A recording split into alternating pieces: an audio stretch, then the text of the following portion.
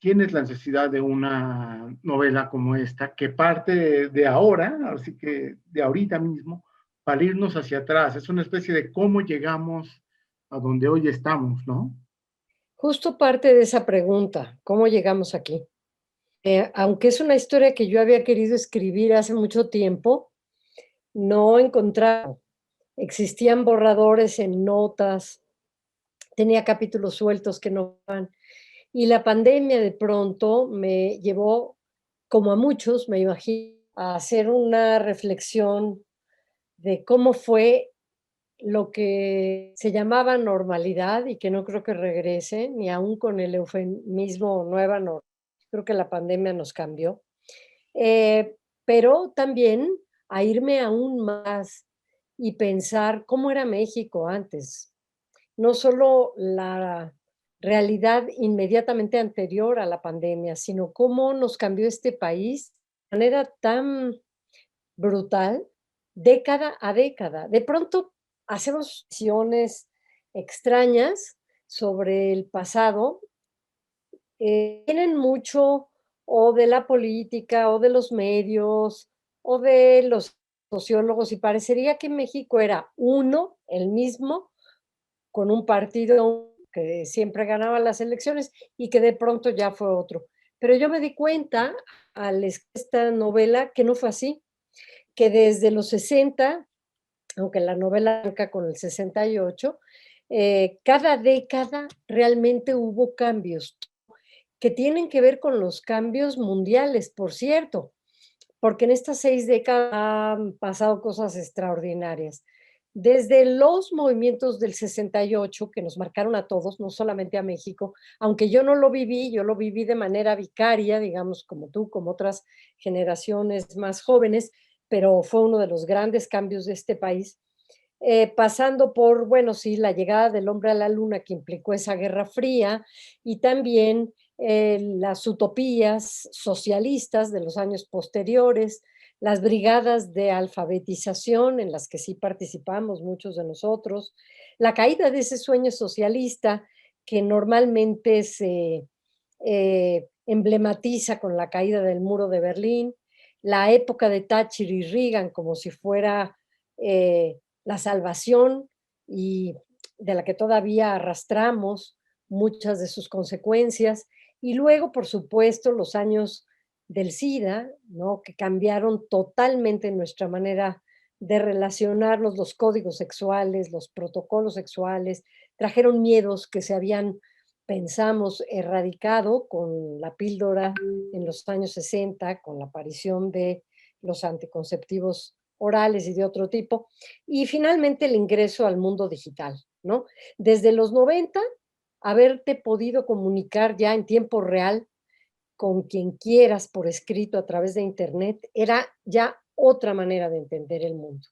Por no hablar de lo que nos está pasando ahora, de la digitalización con todos estos nuevos artefactos que han hecho que en esta pandemia pues, podamos de algún modo vivir, aunque sea un atisbo de la realidad a través de Zoom, como lo estamos haciendo tú y yo. Para mí no es el sueño dorado que planteó de manera irónica Ray Bradbury, la vida Ujú. en pantallas no, pues no, nos deshumaniza, pero por otro lado, nos cambió y nos hace podernos comunicar con cualquiera en cualquier parte del mundo en tiempo real y eso también es maravilloso, ¿no? Porque el cierre de fronteras nos aísla no solo de amigos, en el caso particular mío, pues de familiares muy cercanos y no sabemos cuánto tiempo vamos a estar así. Tiene que ser un vocativo. Yo le estoy hablando a un tú. Esto es como una larga carta hacia alguien que pertenece a las nuevas generaciones de jóvenes y a ellos les estoy contando esto que vivimos, esto que pasó. Y que hay nostalgia, hay mucha nostalgia en la novela, pero también hay una especie de encontronazo, ¿no? Porque esta idea, incluso muy visual que planteas, de tipo Easy Rider de la película, a lo que llegamos ahora, pues es en busca del destino y Sí, medio optimista hacia el futuro, pues el futuro al final no fue lo que nos habían contado, ¿no, Rosa? exacto. Es una novela de crecimiento en un país en decrecimiento. Sí. Desde luego, esa primera novela, esa primera escena es muy visual. Me encanta que hagas la asociación con Easy Rider, porque aquí se trata de una mujer y para mayor efecto provocador de la madre de la protagonista, no es poca cosa verla irse en una Harley Davidson abrazada a su amante, ¿no? Pero habla de cualquier manera de la libertad, del ejercicio de la libertad personal y de una utilización del propio cuerpo, el cuerpo de la mujer, que también es elocuente de lo que ocurre con las nuevas maternidades, ¿no?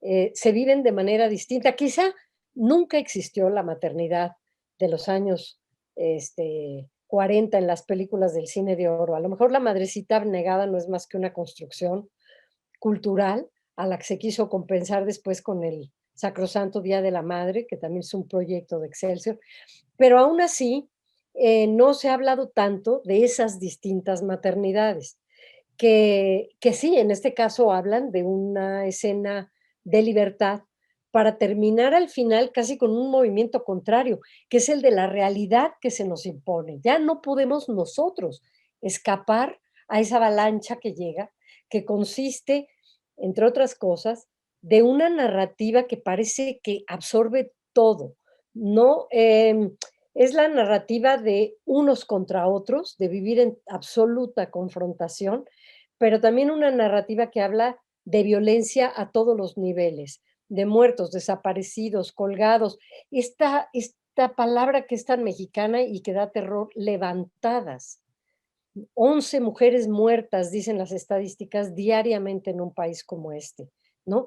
¿Qué pasó con ese cuerpo de la mujer que inicia con la partida de una tomada de la cintura de su amante en una Harley Davidson y termina con estas mujeres empavorecidas, que somos todas, diciendo un, dos, tres por mí y por todas mis compañeras, porque o nos unimos en este coro tribal, ¿no? Del que formamos parte, pertenezcamos a la generación que sea, y que también englobó esta pues consigna de las tesis de un violador en tu camino, o nos unimos todas o no llega ninguna viva. Pues las búsquedas de las mujeres han sido las mismas y si no es que a más por el recrudecimiento también de la violencia, ¿no? Claro, parecería que el feminismo nació ayer, ¿no? Claro que no.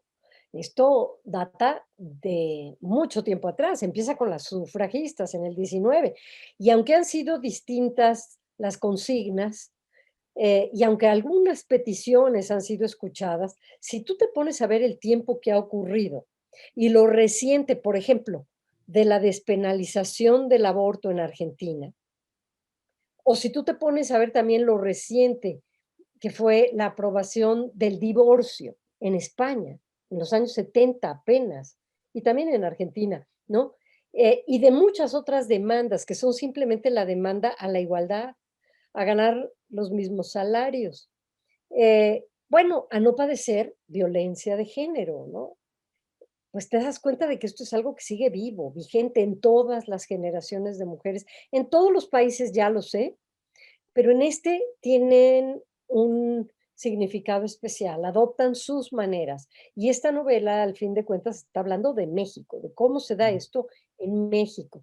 Y que también tiene que ver con, bueno, supongo con el punto de vista que escoges al construir la novela, que es la madre intermedia. Un propósito oculto, que es el de la conciliación, porque en efecto, solamente a partir del reconocimiento, de la empatía, entenderemos de qué manera se presentaba este machismo en la generación de nuestras madres o más atrás, en el de las mujeres de mi generación y en el de las más jóvenes. Y veremos que entre unas y otras no debería haber, todo lo contrario, no, puntos en contra. Más bien se trata de un discurso incluyente y por lo menos como yo lo veo, en el caso de las chicas del Me Too, como un arropamiento, un acompañamiento que hemos encontrado las demás también en esta decisión eh, en esta actitud que no acepta ya ningún otro tipo de negociaciones y que ha dicho ni una más. Aquí no muere ninguna más. Esto no se llama crimen pasional, como en los 60, esto se llama violencia de género. El hecho de que empiece a contar esta historia a una niña tiene también el propósito de ir descubriendo, en un sentido literal, estas violencias ocultas, incluso en el lenguaje, en los tipos de noviazgo, en lo que había en los 70, que eran, pues sí, por un lado, fíjate, el rock, ¿no? Estas fiestas, estos reventones locos. Eh, de la parte de las más jóvenes, pues el descubrimiento a través de la generación de nuestros primos y los de arriba, de Janis Joplin y de Jim Morrison, que acaba de ser, por cierto, la celebración del lagarto, de Chicago, de todas estas bandas que no oíamos porque la banda sonora de nuestros papás eran los boleros o era la música clásica, que vienen con un destape también y con una rebeldía intrínseca en actos que se vuelven políticos que nunca habían sido políticos, ¿no? Por decirte algo, este, pues tocar el himno norteamericano, ¿verdad? En su guitarra eléctrica, Jimi Hendrix, como protesta para Vietnam. ¡Wow! Pues esto es la primera vez que lo oyes y sabes que la música tiene una carga política, claro que te cambia.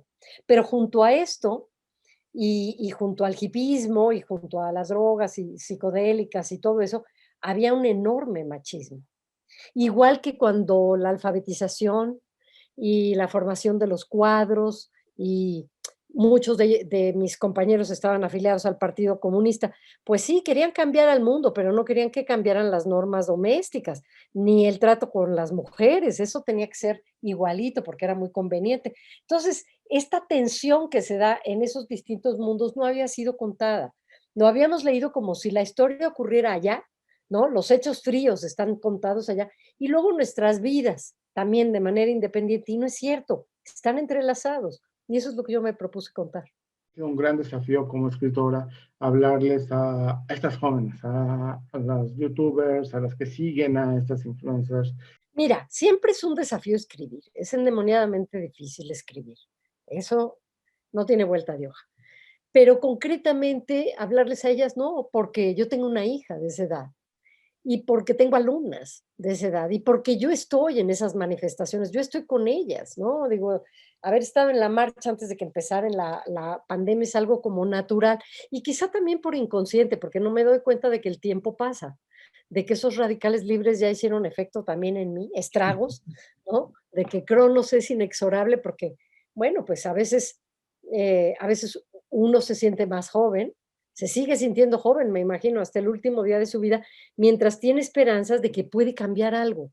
Y eso también hace que la narradora se responda a la pregunta de ¿por qué nos quedamos aquí? Porque yo siento que este país, que se puede dividir de muchos modos, se divide también en dos, los que se fueron, las que se fueron y se siguen yendo, y los que nos quedamos.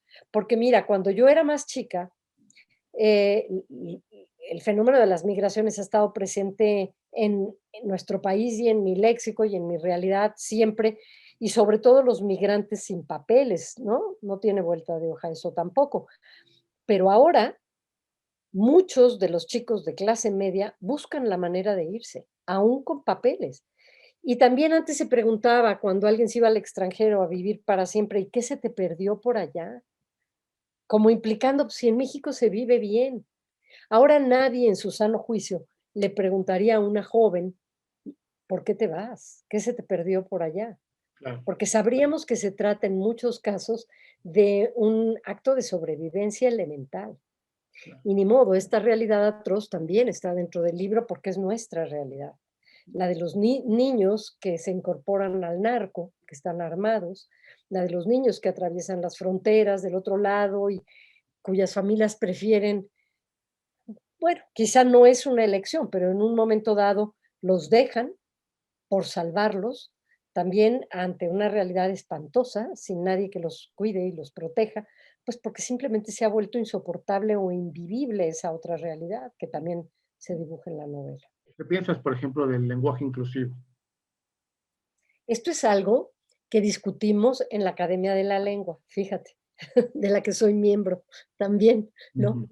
¿Hasta dónde? Porque Es decir, hasta dónde y hasta cuándo, porque como tú sabes, el lenguaje en realidad es el que norma. A veces pensamos que la academia, pues no sé, es una institución donde hay ahí algunos cuantos, o eso pensaba yo antes, cuando no sabía qué hacían ahí, que se dedican casi a calificar las palabras. Esta sí entra, esta no entra, y no es así.